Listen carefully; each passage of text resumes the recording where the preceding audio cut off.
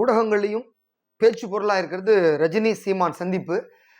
என்ன அப்படி ஒரு முக்கியமான இந்த சந்திப்பு நடந்திருக்கு அப்படின்னு பார்த்தா, அக்டோபர் 27ஆம் தேதி விஜயனுடைய கட்சியினுடைய முதல் மாநில மாநாடு அவ்வளவு பிரம்மாண்டமாக நடந்தது. அந்த விழுப்புரம் பக்கத்தில் இருக்கிற விக்கிரவாண்டியில். அதற்கு அடுத்த நாள் அதுலேருந்து ஆரம்பிச்சிட்டாரு சீமான். அதாவது அதுக்கு முன்னாடி வரைக்கும் தம்பி தம்பி நீ கூப்பிட்டா நான் பக்கத்தில் நிற்கிறேன், நம்ம சேர்ந்து பணியாற்றுவோம், நமக்கு 2 பேரும் ஒரே கொள்கை அப்படிலாம் சொல்லிட்டு இருந்த சீமான் அந்த மாநாட்டுக்கு பிறகு அவருடைய மனநிலையே மாறிவிட்டது. எப்போ பார்த்தாலும் விஜயனுடைய எதிர்ப்பு அரசியல், விஜய் அட்டாக் பண்ணி தாவேக்காவை அட்டாக் பண்ணி பேச ஆரம்பித்தார், பேட்டி கொடுக்க ஆரம்பித்தார். இதனுடைய வெளிப்பாடு என்ன ஆச்சு? அந்த கட்சியில் இருக்க நாம் தமிழர் கட்சியில் இருக்க பல நிர்வாகிகள் கூண்டோட கிளம்ப ஆரம்பித்தாங்க. கொத்து கொத்தா போக ஆரம்பித்தாங்க.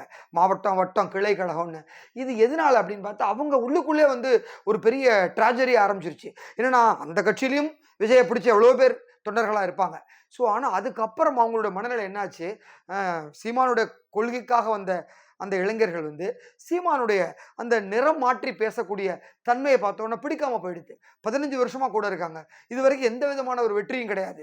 இது வரைக்கும் ஒரு 5-6 தேர்தல் சந்திச்சிட்டாரு சீமான். கணிசமான வாக்குகளும் பெற்றார். வாக்கு வங்கியும் உயர்ந்திருக்கு. ஆனால் பிரயோஜனம் எதுவுமே இல்லை. ஒரு சக்ஸஸ் கொடுக்க முடியல. மாற்றி மாற்றி பேச ஆரம்பிக்கிறாரு. இதனுடைய வெளிப்பாடு எல்லாருமே விஜயை நோக்கி திரும்ப ஆரம்பிச்சாங்க.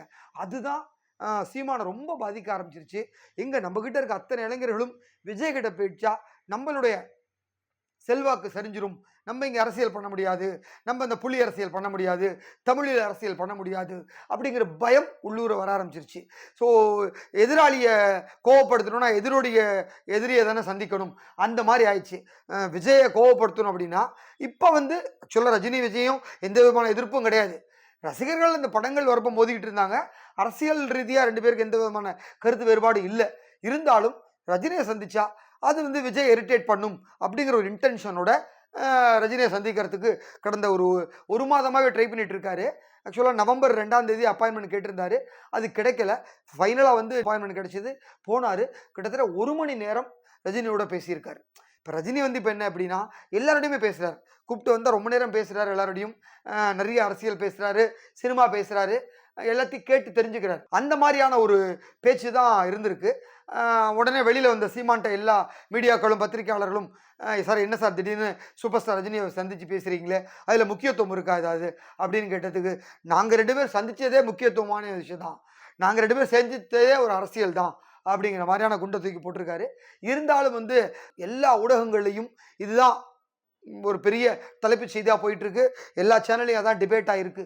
இருந்தாலும் அதற்குள்ள ஒரு விஷயத்தை நம்ம ஆழ்ந்து கவனிக்கணும். என்ன அப்படின்னா, சீமான் அப்படிங்கிறவர் என்ன அப்படின்னாக்க, அதாவது ஒரு ஸ்டேஜில் பார்த்தீங்கன்னா எதிர்கட்சியாக இருக்கக்கூடிய திமுகவை அவ்வளோ அட்டாக் பண்ணார். அதிமுக ஆளுங்கட்சியாக இருக்கப்ப அதிமுக ஆட்சி மாறினதுக்கு அப்புறம் திமுக பார்த்தா திமுக திட்டுவார்னு பார்த்தா திருப்பும் அதிமுக பக்கம் திரும்பிட்டார். ஸோ அவருடைய என்னன்னா, கட்சியை வளர்க்குறதுக்கு யாராவது ஒருத்தர் திட்டிகினே இருக்கணும். அவர்கிட்ட இருக்க ஒரே ப்ளஸ் என்னென்னாக்கா, ரைமிங்காக எதையாவது பேசுகிறது. இங்கே தமிழ்நாட்டில் ஆரம்பித்து அப்படியே இலங்கை போய் அமெரிக்கா போய் கனடா போயிட்டு முடிக்கிற மாதிரி இப்படி தான் வைகோ ஒரு காலத்தில் பேசினே இருந்தார். அதாவது என்ன பேசுகிறோம் எது பேசுகிறோன்னு அவருக்கே புரியாது. ஜனங்க ஒரு 10,000 பேர் உட்காந்துருக்காங்க. அந்த ஜனங்களை எங்கேஜராக வச்சுக்கணும் அப்படிங்கிறது என்னத்தையாவது பேச வேண்டியது. 1 மணி நேரம். அதாவது ஜெனிலிவா பற்றி பேசுவார், ஜெனிவாவுக்கு போவார், தமிழீழத்தை பற்றி பேசுவார், பிரபாகரனை பேசுவார், லோக்கல் அரசியலை பேசுவார், அப்புறம் கலிங்கப்பட்டியை பற்றி பேசுவார், திருப்பியும் ஜெயலலிதா பற்றி பேசுவார். ஆனால் என்ன பண்ணுவார்னு தெரியாது வைகோ. அந்த மாதிரி தான் இப்போ சீமானுமே ரீசெண்ட் டேஸில் பேச ஆரம்பிச்சிருக்காரு. ஸோ இங்கே யாரும் பாரு திமுக காரனை கண்ணா அப்படின்னு திட்டுவார். அப்படியே சிரிச்சுக்கின்னு ரைமிங்காக என்னத்தையார் வார்த்தை போட்டு அவங்க இவன்டா என் பாட்டன் என் முப்பாட்டன் அப்படின்னு அதை தாண்டி உடனே அப்படியே போவார். பிஜேபி அட்டாக் பண்ணுவார். அப்புறம் அப்படியே இருக்கிற எல்லாரையும் ஒரு திட்டிட்டு திருப்பியும் அவருக்கு வழக்கமாக பழகின ஒரு ஈழத்தமிழத்தையும் பிரபாகரனையும் கையில் எடுத்துட்டுருவார். இது ஒரு பொழப்பாகவே வச்சுருக்காரு. இது ஒரு நாள் பார்க்கலாம், 2 நாள் பார்க்கலாம், 1 வருஷம் பார்க்கலாம், 15 வருஷம் இதே பல்லவியா அப்படிங்கிற மாதிரி இப்போ கட்சி தொண்டர்களுக்குள்ளே ஒரு சலிப்பு ஏற்பட்டு அப்படி வெளியில் கிளம்ப ஆரம்பிச்சிருக்காங்க. அதுக்கும் ஒரு வியாக்கானம் சொன்னார் பாருங்க. அதுதான் உண்மையிலே அவ்வளவு ட்ரோல் சோஷியல் மீடியாவில். என்னென்னா, என் கட்சியை விட்டு எல்லோரும் வெளில போயிருக்காங்களே, இதுக்கு என்ன காரணம் அப்படின்னு கேட்குறாங்க எல்லோரும் மீடியா. உடனே அவர் என்ன சொல்லணும், ஏதோ ஒரு காரணம் சொல்லணும் இல்லையா? யார் சொன்னா வெளியிலலாம் போகல, அவங்க நான் உளவு பார்க்க அமைச்சிருக்கேன் அப்படிங்கிற மாதிரி சொல்கிறாரு. ஏதாவது சொல்லணுமேனு சொல்கிறாரா இல்லை வந்து அதை சமாளிக்கணும்னே சொல்கிறாரான்னு தெரியல. அடுத்த கட்சியில் போய் சேர்ந்ததுக்கு அப்புறம் ஏன் அவன் ஆள் அங்கே போனான்னு கேட்டால் உளவு பார்க்க போயிருக்கான் அப்படிங்கிறாரு. இவ்வளோ ஒரு காமெடியான ஒரு விஷயம் பாருங்கள். ஸோ இது வந்து இப்படியே போயிட்டுருக்கு. ஒரு பக்கம் திருமாவளவன் அவர் அப்படியே காய் நகர்த்திட்டே இருக்காரு. ஸோ இவங்க 2 பேருக்கு உண்டான ஒரு அரசியல் நகர்வு 2026 எலெக்ஷன் வரப்போகுது. இங்கே போகிறதா அங்கே போகிறதா, யார் கூட அலையன்ஸு, அந்த லெவலில் இருக்காங்க. இவருக்கு எப்படியாவது இந்த 2026க்கு பிடிச்சி போகிறதுக்கு ஏதாவது ஒரு கொம்பு வேணும். அதற்கு வந்து ரஜினி அன்னைக்கு போய் சந்திச்சிருக்காரு. முடிஞ்சால் அவர்கிட்ட ஆதரவு கேட்டிருப்பாரு. கண்டிப்பாக வந்து ரஜினி வந்து 100க்கு 200% ஐயையோ அப்படிங்கிற மனநிலை தான் அவருக்கு இருந்திருக்கும். ஏன்னா இந்த சுச்சுவேஷனில் ஒரு சின்ன பேட்டி கூட கொடுக்கக்கூடாதுன்னு நினைக்கிறாரு. யாருக்கும் எதுவும் பேசக்கூடாதுன்னு நினைக்கிறாரு. அன்னைக்கு திமுகவோட அந்த திமுக விழா ஒன்று நடந்தது ரீசெண்டாக, ஏவா வேலு நிகழ்ச்சி. அதில் ஏவா வேலு கூப்பிட்டாருன்னு ரஜினி போயிட்டு அங்கே சொன்ன ஒரு விஷயம் வந்து எவ்வளோ இரிட்டேஷன் ஆக்கிச்சு. அதாவது திமுக பெரிய மாணவர்கள், படித்து பட்டம் பெற்ற மாணவர்கள், அவங்க படிப்பு முடிஞ்சு ஒருத்தர் வெளியில் போக மாட்டேங்கிறாங்க அப்படின்னு சொன்னார். அதுக்கு அவ்வளவு கோவப்பட்டு துரைமுருகன் வந்து பல்லு போனவன் தலைமுடி கொட்டவன் சொட்ட விழுந்தாலும் அடிக்கிறப்ப நாயே அரசியல் இருக்கக்கூடாதுலாம் கடுமையாக விமர்சனம் பண்ணார். அது சிஎம் வரைக்கும் போச்சு.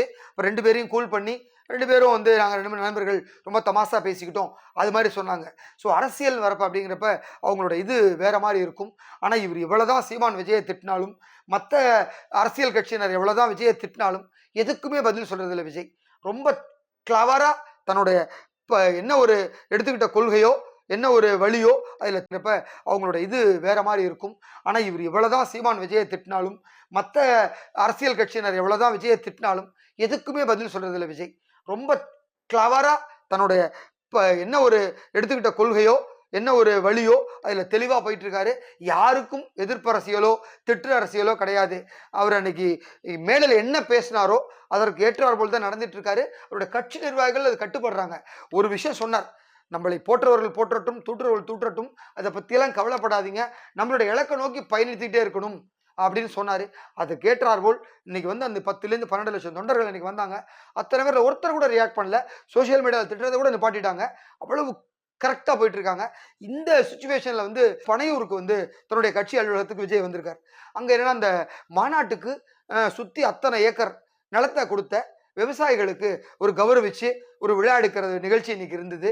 அந்த விழாவில் வந்து விஜய் கலந்து கொண்டு அவங்க எல்லாருக்கும் சால்வை அணிவித்து பொற்களெல்லாம் கொடுத்து மரியாதை பண்ணி அமைச்சிருக்காரு.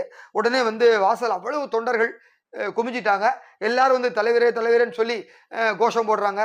இறங்கி எல்லாரும் கையை காட்டிட்டு உள்ளே போயிட்டாரு. ஸோ உள்ளே போய் இந்த நிகழ்ச்சியில் கலந்துட்டு இருக்காரு. அங்கே என்ன பேசியிருக்காருங்க விஷயங்கள்லாம் அடுத்து 1 2 வெளியில் வர ஆரம்பிக்கும். ஆனால் வந்து அவர் ரொம்ப கிளியராக இருக்காரு. 2026 எலெக்ஷனில் டவுன் டு எர்த் இறங்கி அடிக்கணும் அப்படின்ட்டு. இப்போ தளபதி 69 படம் ஷூட்டிங் வேகமாக போயிட்டு இருக்கு. அநேகமாக ஜனவரி மாதத்தோட அதை முடிக்க சொல்லி உத்தரவு கொடுத்துருக்காரு வினோத்துக்கு. ஸோ நோத்தும் டே அண்ட் நைட்டு ஃபுல்லாக ஷூட்டிங்கில் இருக்காரு. அதை முடிச்சதுக்கப்புறம் ஜனவரிக்கு அப்புறம் ஆஃப்டர் பொங்கல் விஜய் வந்து திருப்பியும் back to full form in politics. So முழு நேர அரசியல் ஈடுபட போகிறாரு. பிப்ரவரியிலேருந்து தமிழ்நாடு முழுவதும் சுற்றுப்பயணம் பண்ணுறதுக்கு ஐடியா வச்சிருக்காரு. ஏன்னா அடுத்த 10 மாதம் அவருக்கு ரொம்ப குரூசியஸான மாதம். எப்படியாவது மக்கள்கிட்ட போய் ஃபுல்லாக தன்னுடைய கட்சியையும் கொள்கையையும் தன்னுடைய கட்சி தொண்டர்களையும் போர்ட்ரேட் பண்ணி ஆகணும். அடுத்த எலெக்ஷனில் யாரும் நிற்க போகிறாங்களோ அந்த முகங்களை மீடியாவுக்கும் மக்களுக்கும் தெரிய வைக்கணும் அப்படிங்கிற ரொம்ப தெளிவாக இருக்காரு. ஸோ அவர் எது பண்ணாலும் கரெக்டாக இருக்குது. அவருக்கு பின்னாடி யார் இருக்கா, யார் இயக்குறா அப்படிங்கிறதெல்லாம் தெரியல. ஆனால் கரெக்டான ஒரு திசையை நோக்கி கூட்டிகிட்டு போயிட்டுருக்காங்க. ஆரம்பத்தில் இதே மீடியாக்களும் சோசியல் மீடியாக்களும் தான் விஜய்க்கு வந்து ஒரு லெட்டர் பேட் கூட சரியாக பண்ண தெரில, ஒரு அறிக்கை கூட கொடுக்க தெரிலன்ட்டு. ஆனால் இன்னைக்கு வந்து ஒரு முழு அரசியல்வாதியாக தன்னை நிலைநிறுத்திட்டு இருக்காரு. அத்தனை நல்லது கெட்டதுக்கும் உடனே இமீடியட் ரியாக்ஷன், இமீடியட்டாக அறிக்கை வருது, இமீடியட்டாக ட்விட் வருது.